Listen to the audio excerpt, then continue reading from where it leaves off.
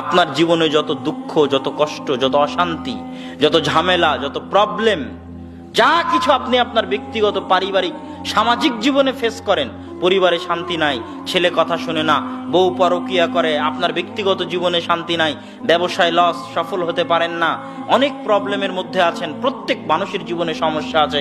এই সমস্যা থাকার পিছনে দুইটা কারণ, হয় আল্লাহর পরীক্ষা, আর না হয় আপনার জীবনে বরকত নাই। হয় আল্লাহর পরীক্ষার নাই, আপনার জীবনে কি নাই? বরকত নাই। বরকত না থাকার কারণে আপনারা যে দশা, বরকত না থাকার কারণে আজকে আপনার এই অবস্থা। বরকত কোথায় থেকে, কেন নাই বরকত? কোরআন নাই।